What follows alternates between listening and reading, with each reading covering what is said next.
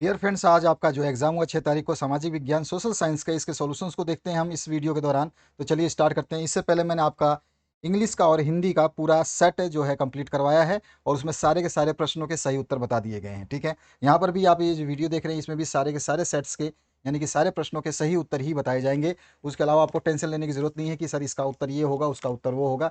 ऐसी आवश्यकता नहीं पड़ेगी। तो पहला क्वेश्चन से स्टार्ट करते हैं। पहला जो क्वेश्चन है, फ्रांस की मुद्रा की इकाई लिब्रे को किस वर्ष समाप्त कर दिया गया? In which year was the unit of currency लिब्रे इन फ्रांस डिसकंटिन्यूड? तो यहाँ पे कौन सा आंसर हो जाएगा? आंसर नंबर आपका हो जाएगा 1794 में। तो यहाँ पे जो है चौथा ऑप्शन जो है आपका करेक्ट हो जाएगा इसका। ठीक है, आगे बढ़ते हैं नेक्स्ट क्वेश्चन की तरफ। नेक्स्ट है, फ्रांस सरकार करों में वृद्धि के लिए बाध्य क्यों हो गई थी? तो फ्रांस सरकार क्यों बाध्य हो गई थी? तो आंसर हो जाएगा यहाँ पे ये सारे के सारे रीजन है। बढ़ते जा रहे कर्ज को चुकाने के लिए, सेना के रखरखाव के लिए, और राज दरबार तथा सरकारी कार्यालयों को चलाने के लिए। यानी कि इनमें से सभी जो ऑप्शन है ये बिल्कुल सही है। ऑल ऑफ द अबव जो है इसमें से आंसर सही होगा। ठीक है, एक ही मीडियम में इस क्वेश्चन को पढ़ लेता हूँ, और साथ ही साथ आपको एक चीज़ बता देता हूँ कि आपका जो साइंस का विषय है और मैथमेटिक्स का विषय है, उसको मैं बहुत ही पूरे डिटेल में सॉल्यूशन कराने वाला हूँ। आज ही सॉल्यूशन कराऊंगा, तो उसको जरूर देख लेना पूरी डिटेल में, ताकि आप जब नेक्स्ट क्लास में जाओगे या फिर आपका जो टर्म 2 होगा, तो आपके कॉन्सेप्ट क्लियर हो। नहीं तो फायदा नहीं होगा। अगर आपने वीडियो नहीं देखा, कॉन्सेप्ट क्लियर नहीं हो, तो न्यूमेरिकल नहीं कर पाओगे, आप वहाँ पे आंसर्स नहीं दे पाओगे। तो मैथ को और साइंस को मैं स्पेशल सॉल्व कराऊंगा, जैसे आपके मॉडल पेपर सॉल्व कराए थे उसी हिसाब से बढ़िया तरीके से सॉल्व कराऊंगा, उसको जरूर देख लेना। यहाँ पे नेक्स्ट जो थर्ड क्वेश्चन है, इसको देखिए। थर्ड क्वेश्चन में, फ्रांस की पूरी आबादी का लगभग 90% कौन लोग रहते हैं? पूरी आबादी में 90% लोग कौन रहते हैं? तो आंसर हो जाएगा यहाँ पे किसान। ठीक है, तो फार्मर जो है इसका थर्ड का फर्स्ट ऑप्शन जो है करेक्ट हो जाएगा। अगले क्वेश्चन की बात करते हैं। तो क्वेश्चन नंबर 4 देखिए। क्वेश्चन नंबर 4 में क्या पूछा गया है? 1748 में the spirit of the loss की रचना किसने की थी? तो यहाँ पे कौन सा आंसर हो जाएगा? तो इसकी रचना की थी मांतेस्क्यू ने। तो यहाँ पे जो है थर्ड ऑप्शन जो है इसका करेक्ट हो जाएगा। इसके बाद में आते हैं नेक्स्ट क्वेश्चन की तरफ। तो थर्ड ऑप्शन जो है आपको करेक्ट कर लेना है, ठीक है ना? थर्ड ऑप्शन आप करेक्ट कर लीजिए। इसके बाद जो नेक्स्ट क्वेश्चन है उसकी बात करते हैं। तो यहाँ पे पूछा गया, जब 1791 में फ्रांस की नेशनल असेंबली ने संविधान का प्रारूप पूरा कर लिया, तो इसका मुख्य उद्देश्य क्या था? तो इसका मुख्य उद्देश्य क्या था? सम्राट की शक्तियों को सीमित करना, ये इसका मुख्य उद्देश्य था। तो फर्स्ट ऑप्शन जिसने भी करेक्ट किया उसका सही है। इसके बाद आते हैं नेक्स्ट क्वेश्चन की तरफ। तो यहाँ पे जो है आपका limiting the powers of the emperor, ये इसका मुख्य उद्देश्य था। तो यहाँ पे फर्स्ट ऑप्शन करेक्ट हो जाएगा। फ्रांसीसी उपनिवेशों में कौन सी प्रथा का उन्मूलन जैकोबिन शासक के क्रांतिकारी सामाजिक सुधारों में से एक था? तो वो कौन सा था? तो आंसर हो जाएगा हमारा दास प्रथा। ठीक है ना? तो यहाँ पर जो है सेल्वेरी जो है इसका राइट आंसर हो जाएगा। तो यहाँ पे सेकंड ऑप्शन जो है करेक्ट करना था। आते हैं नेक्स्ट 7वें क्वेश्चन पे। निम्न में से कौन यूरोप में ऐसा राष्ट्र चाहते थे जिसमें सभी धर्मों को बराबर का सम्मान हो और जगह मिले? तो ये कौन सा आंसर हो जाएगा? हमारा उदारवादी लोग। ठीक है ना? तो यहाँ पे जो है आपका फर्स्ट ऑप्शन करेक्ट हो जाएगा 7वें में। तो जिसने फर्स्ट ऑप्शन लिबरल करा है वो बिल्कुल सही है। उसके बाद आते हैं नेक्स्ट क्वेश्चन में। निम्न में किसका विश्वास था कि खुद को पूंजीवादी शोषण से मुक्त कराने के लिए मजदूरों को एक अत्यंत भिन्न किस्म का समाज बनाना होगा? तो ये किसको विश्वास था? तो क्या आंसर हो जाएगा? यहाँ पर कार्ल मार्क्स को इसका विश्वास था। तो यहाँ पे थर्ड ऑप्शन जो है इसको आपको करना था करेक्ट। तो थर्ड ऑप्शन जिसने भी करेक्ट किया उसका आंसर सही है। अगला जो क्वेश्चन है, फिनलैंड, लातविया और लिथुआनिया और एस्तोनिया तथा पोलैंड के कुछ हिस्से किस राज्य साम्राज्य के अंग थे? तो ये किस साम्राज्य के अंग थे? तो ये रूसी साम्राज्य के अंग थे। चौथा ऑप्शन जो है रशिया जो है इसका करेक्ट आंसर हो जाएगा। इसके बाद जो है नेक्स्ट क्वेश्चन है जो आपका देखिए 10वां क्वेश्चन। मार्क्स के विचारों को मानने वाले समाजवादियों ने 1898 में किस पार्टी का गठन किया था? तो 1898 में किस पार्टी का गठन हुआ था ये बताना है आपको। Russian social democratic workers party जो है इसकी स्थापना हुई थी। तो सेकंड ऑप्शन जो है इसमें करेक्ट हो जाएगा। तो यहाँ पे सेकंड ऑप्शन आप करेक्ट कर लेंगे क्वेश्चन नंबर 10 का। इसके बाद आते हैं हम क्वेश्चन नंबर 11 पे। क्वेश्चन नंबर 11 है, 1914 में दो यूरोपीय गठबंधनों के बीच युद्ध छिड़ गया। एक खेमे में जर्मनी, ऑस्ट्रिया और तुर्की थे, और दूसरे खेमे में कौन कौन से देश शामिल थे ये आपको बताना था। तो यहाँ पे सभी का आंसर सही है कि फ्रांस, ब्रिटेन और रूस थे, रशिया था। ठीक है, एक साइड में। तो यहाँ पर जो है आपका फर्स्ट ऑप्शन जो है करेक्ट होने वाला था। इसके बाद आते हैं नेक्स्ट क्वेश्चन की तरफ। 12वां क्वेश्चन देखिए। पूर्व देशांतर रेखा जो भारत की मानक यामोत्तर रेखा मानी जाती है, वह भारत में किस राज्य और शहर से होकर गुजरती है? याद रखिए क्वेश्चन हमने करा था, और इसका जो आंसर हो जाएगा उत्तर प्रदेश और मिर्जापुर। तो यहाँ पे फर्स्ट ऑप्शन जो है करेक्ट हो जाएगा। तो यहाँ पे फर्स्ट ऑप्शन जिसने भी टिक किया है वो बिल्कुल सही है। आगे बढ़ते हैं नेक्स्ट 13 नंबर क्वेश्चन पे। 13 नंबर देखिए। 13 नंबर में पश्चिमी यूरोप देशों एवं पूर्वी एशियाई देशों को कौन सा सागर मिलाता है? तो कौन सा सागर मिलाता है? तो हिंद महासागर मिलाता है। तो यहाँ पे थर्ड ऑप्शन जो है इंडियन ओशन ये करेक्ट हो जाएगा। इसके बाद आते हैं नेक्स्ट क्वेश्चन की तरफ। क्वेश्चन नंबर 13 के बाद 14 नंबर, भारत की भूमि की सीमाएं उत्तर पश्चिम में किस राज्य के साथ जुड़ी हैं? तो भूमि की सीमाएं की बात हो रही है, ध्यान रखना। तो पाकिस्तान और अफगानिस्तान जो है भूमि की सीमाओं के साथ भारत से जुड़ा हुआ है, ठीक है। तो यहाँ पे भारत की भूमि की सीमाएं उत्तर पश्चिम में किस देश के साथ जुड़ी है? तो पाकिस्तान और अफगानिस्तान जो है फर्स्ट ऑप्शन जो आपका करेक्ट हो जाएगा। तो यहाँ पर जो है आपका फर्स्ट ऑप्शन करेक्ट करना था। उसके बाद आते हैं नेक्स्ट क्वेश्चन पे। सतलुज और सिंध के बीच स्थित हिमालय के भाग को किस नाम से जाना जाता है? तो वो होता है आपका पंजाब हिमालय, ठीक है। तो यहाँ पे सेकंड ऑप्शन जिसने भी करेक्ट किया है वो बिल्कुल सही है, ठीक है। कुमाऊं हिमालय जो है वो सतलुज और काला जो आपका बांध है या काला नदी है जो वहाँ पर उसके बीच के जगह को जाना था। तो ये कुमाऊं नहीं होगा, यहाँ पे पंजाब हिमालय होगा। इसको करेक्ट कर लेना, कई लोग जो है कन्फ्यूजन में है। इसके बाद आते हैं नेक्स्ट क्वेश्चन की तरफ। पटकाई, नागा, मिजो तथा मणिपुर निम्न में से किसके नाम हैं? तो ये किसके नाम है? तो आंसर हो जाएगा ये पहाड़ियों के नाम है, ठीक है। इसके बाद आते हैं नेक्स्ट क्वेश्चन की तरफ, ये हिल्स के नाम है। इसके बाद आते हैं 17 नंबर क्वेश्चन की तरफ। 17 नंबर देखिए, 17 नंबर में पूछा गया भारत का उत्तरी मैदान जो जलोढ़ मृदा से बनी है उसका निर्माण किन नदियों के द्वारा हुआ है? तो जो मैदान में जो जलोढ़ मृदा बनी है ये सिंधु, गंगा और ब्रह्मपुत्र के मिलान से बना है। तो उनकी मतलब मृदा से बना है। तो यहाँ पे थर्ड ऑप्शन जो है इसका करेक्ट हो जाएगा। तो यहाँ पे थर्ड ऑप्शन जो आपको करेक्ट करना था। आते हैं नेक्स्ट क्वेश्चन की तरफ। नेक्स्ट जो क्वेश्चन देखिए 18 नंबर, किन कारणों से भारत का उत्तरी मैदान कृषि की दृष्टि से सर्वाधिक उत्पादक क्षेत्र बना माना जाता है? किन कारणों से? तो कौन सा कारण है इसमें? तो इन सभी कारणों से, यानी कि समृद्ध मृदा आवरण भी है, प्रचुर पानी की उपलब्धता भी है और जलवायु भी वहाँ की सही है। तो चौथा ऑप्शन बिल्कुल सही है, सभी कारणों के, for all kind of reason या फिर ऑल दीज रीजन, ठीक है। इसके बाद आते हैं 19वें प्रश्न पे। मैं आपको जैसे बता दिया है कि मैंने हिंदी और इंग्लिश आपका सॉल्व करा दिया है, उसको जरूर देख लेना। और मैथ और साइंस को मैं पूरा डिटेल में समझाऊंगा अच्छे तरीके से, ताकि आपका पूरा कॉन्सेप्ट क्लियर हो जाए। और जो टर्म 2 आएगा तो उसमें आप बूम बूम करो, यानी कि पूरे हथौड़े बजाओ और 40 में से 40 वहाँ पे भी लेके जाओ।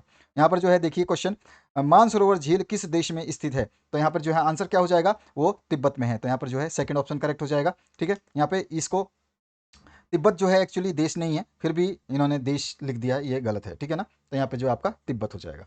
आगे देखते हैं नेक्स्ट क्वेश्चन की तरफ। 20वां जो क्वेश्चन है उसको देखिए। तो यहाँ पे तिब्बत जो है आप सेकंड ऑप्शन करेक्ट कर देंगे।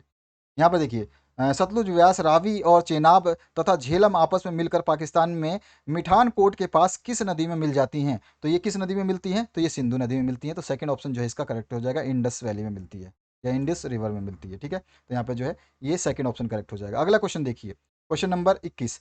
कश्मीर घाटी का एक प्रसिद्ध झील का नाम क्या है? कश्मीर घाटी के मतलब आपको एक झील का नाम बताना है। तो उसमें जो प्रसिद्ध झील है वो डल झील है, डल लेक के नाम से जानी जाती है। तो यहाँ पे फर्स्ट ऑप्शन जो है इसका करेक्ट हो जाएगा। अगला देखिए, अगला जो है 22वां नंबर, झीलों के निर्माण से क्या लाभ होता है? तो झीलों के निर्माण से क्या लाभ होता है भैया? तो जल विद्युत उत्पादन करने में सहायता होती है, आसपास के क्षेत्रों में जलवायु सामान्य बनी रहती है, प्राकृतिक सुंदरता और पर्यटक को भी बढ़ाती है। तो इनमें से सभी जो चौथा ऑप्शन बिल्कुल सही है। बहुत सारे क्वेश्चन ऐसे दिए हैं जिसमें आपका कॉमन सेंस यूज करना था। अच्छा ठीक है, आप 23 नंबर क्वेश्चन पे आ जाइए। 23 नंबर देखिए, निम्न में से शासक का एक ऐसा रूप कौन सा है जिसमें शासकों का चुनाव लोग करते हैं? तो आप जानते हैं अच्छी तरह से, लोकतंत्र शासन का एक ऐसा रूप है जिसमें जनता ही जो है वो शासकों का चुनाव करती है, चाहे वो मंत्रियों का चुनाव करती है। तो डेमोक्रेसी इसका फर्स्ट ऑप्शन जो है सही होना था। सभी ने सही किया होगा मेरे हिसाब से। 23 के बाद 24 नंबर प्रश्न पे आ जाइए। वर्ष 2002 में पाकिस्तान के किस राष्ट्रपति द्वारा लीगल फ्रेमवर्क ऑर्डर के जरिए वहां के संविधान को बदल डाला गया? तो वो कौन सा राष्ट्रपति शासन था? तो यहाँ पे आंसर आ जाएगा आपका परवेज मुशर्रफ। थर्ड ऑप्शन जो है करेक्ट हो जाएगा, बिल्कुल सही है। इसके बाद आते हैं नेक्स्ट क्वेश्चन की तरफ। परवेज मुशर्रफ जो है इसका थर्ड ऑप्शन करेक्ट करना था। आते हैं 25 नंबर क्वेश्चन पे। लोकतंत्र के विपक्ष में दिया गया तर्क निम्न में से कौन है? निम्न में से कौन है? तो लोकतंत्र के विपक्ष में, यानी कि उसके पक्ष में नहीं, विपक्ष में, उसके उल्टे में। तो यहाँ पे इनमें अनुत्तरदायी शासन पाया जाता है। तो इसमें नहीं, ऐसा नहीं होता, इसमें उत्तरदायी शासन पाया जाता है। तो ये विपक्ष में है, ठीक है, अनुत्तरदायी नहीं पाया जाता। अब के बाद नेक्स्ट क्वेश्चन जो है उसकी बात करते हैं। तो नेक्स्ट क्वेश्चन को देख लेते हैं। देखिए 26 नंबर क्वेश्चन को ध्यान से देखिए। लोकतंत्र में किसी समस्या के समाधान में किसकी भूमिका अधिक महत्वपूर्ण होती है? लोकतंत्र की बात हो रही है, ध्यान रखना है। तो इसमें जो है विपक्षी दल की भूमिका अकेले की नहीं होती, मीडिया की भूमिका नहीं अकेले की नहीं होती है, और सत्तारूढ़ दल की भी भूमिका अकेले की नहीं होती, यानी कि इन सभी दलों की भूमिकाएं मानी जाती हैं, यानी कि मीडिया भी शामिल होता है, विपक्षी दल भी और सत्तारूढ़ दल भी। तो इसमें से सभी जो है चौथा ऑप्शन इसका करेक्ट हो जाएगा। तो यहाँ पे जिसने भी चौथा ऑप्शन करेक्ट किया वो बिल्कुल सही है। अगले क्वेश्चन की बात करते हैं। आज की दुनिया में लोकतांत्रिक शासन व्यवस्था का सबसे आम रूप है, ये जो क्वेश्चन पेपर जिसने भी भेजा है बहुत ही कमाल का और बिल्कुल साफ पेपर भेजा है। इसी तरह से मैंने रिक्वेस्ट करी थी कि बच्चों जब भी आप क्वेश्चन पेपर भेजो तो बिल्कुल साफ भेजो, ताकि हमको सोल्यूशन बनाने में मजा आए। तो यहाँ पर जो है आज की दुनिया में लोकतांत्रिक शासन व्यवस्था का सबसे आम रूप है, सबसे आम रूप पूछा है, तो आम रूप क्या है? लोगों द्वारा चुने गए प्रतिनिधियों के माध्यम से शासन चलाना जो है ये आम रूप है। तो यहाँ पे जो फर्स्ट ऑप्शन है ये करेक्ट हो जाएगा। जिसने भी फर्स्ट ऑप्शन करेक्ट किया है वो बिल्कुल सही है। तो यहाँ पर जो है आपका फर्स्ट ऑप्शन को करेक्ट कर लीजिए। इसके बाद आ जाइए नेक्स्ट क्वेश्चन पे। नेल्सन मंडेला को दक्षिण अफ्रीका के सबसे भयावह जेल में 28 वर्षों तक रहना पड़ा। वह जेल किस द्वीप में स्थित था? तो ये कौन से द्वीप में था? तो रोबेन द्वीप में था। यहाँ पे जो है आपका चौथा ऑप्शन जो है करेक्ट होगा, रोबेन द्वीप, रोबेन आइसलैंड। ठीक है, अगला क्वेश्चन जो है 29 नंबर पे मूव करिए। दक्षिण अफ्रीका में रंग भेद के खिलाफ जब जनता के संघर्ष और विरोध बढ़ने लगा तो वहाँ की सरकार ने अपनी नीतियों में क्या बदलाव करना शुरू किया? तो वहाँ की सरकार ने क्या बदलाव शुरू किए? तो उसने भेदभाव वाले कानून को वापस ले लिया, राजनीतिक दलों पर प्रतिबंध जो है उसको भी उठा लिया, नेल्सन मंडेला को भी आज़ाद कर दिया। तो इनमें से सभी जो है राइट आंसर है, चौथा ऑप्शन करेक्ट हो जाएगा। तो यहाँ पे जो भी है आपने चौथा ऑप्शन करेक्ट करना था। तो अगला क्वेश्चन जो है देखिए, लोकतांत्रिक शासन वाले देश में किसका होना जरूरी माना जाता है? लोकतांत्रिक शासन में जो है संविधान होना आवश्यक है। ठीक है, तो कॉन्स्टिट्यूशन जो है ये बहुत इंपॉर्टेंट है इसमें। ठीक है, तो ये यहाँ पे सेकंड ऑप्शन करेक्ट हो जाएगा। इसके बाद देखिए नेक्स्ट, यहाँ पे आपको तो इसमें तो आसानी से मिल जाना था आंसर। राजा होता नहीं है लोकतांत्रिक में, युद्ध होता नहीं है, अकाल होता नहीं है, तो लोकतांत्रिक देश में क्या होता है? संविधान होना आवश्यक है। उसके बाद आते हैं 31 नंबर क्वेश्चन पे। 31 नंबर जो क्वेश्चन है इसमें क्या बोला गया देखिए, इसमें बोला गया भारत देश ने किस आधार पर हुए बंटवारे की विभीषिका झेली थी? तो यहाँ पे कौन सा आंसर हो जाएगा? किस आधार पे हुआ था? तो आंसर हो जाएगा हमने जो है धर्म, रिलीजन के आधार पे। ठीक है, तो यहाँ पर जो है आपका फर्स्ट ऑप्शन करेक्ट हो जाएगा। आते हैं 32 नंबर क्वेश्चन पे। 32 नंबर देखिए, संविधान प्रमुख रूप से क्या काम करता है? तो संविधान जो है प्रमुख रूप से लोगों के बीच जरूरी भरोसा और सहयोग विकसित करता है, सरकार के अधिकारों की सीमा तय करता है और समाज के गठन के लिए लोगों की आकांक्षाओं को व्यक्त करता है। यानी कि इनमें से सभी सही हैं, तो यहाँ पे चौथा ऑप्शन करेक्ट होना था। तो ऑल ऑफ दीज जो है यहाँ पे सही होना था। इसके बाद आते हैं 33 नंबर क्वेश्चन पे। 33 नंबर देखिए, पालमपुर के निकटतम बड़े गांव का नाम आपको बताना है, यानी कि पालमपुर के पास में जो बड़ा गांव है उसका नाम आपको बताना था। तो वो है रायगंज। सभी ने रायगंज पे टिक किया होगा, तो यहाँ पर जो फर्स्ट ऑप्शन करेक्ट होना था। आते हैं हम नेक्स्ट 34 नंबर क्वेश्चन पे। 34 में पूछा गया है भूमि मापने की मानक इकाई क्या है? यानी कि हम जो मेजर करते हैं लैंड को, उसकी मेजरमेंट के लिए जो स्टैंडर्ड यूनिट है वो कौन सी है? तो हमारा जो आंसर हो जाएगा 34 में वो हो जाएगा हेक्टेयर। ठीक है, तो यहाँ पर जो है आपका hectare is the right option. Third option जो है करेक्ट हो जाएगा। 35 नंबर में आइए।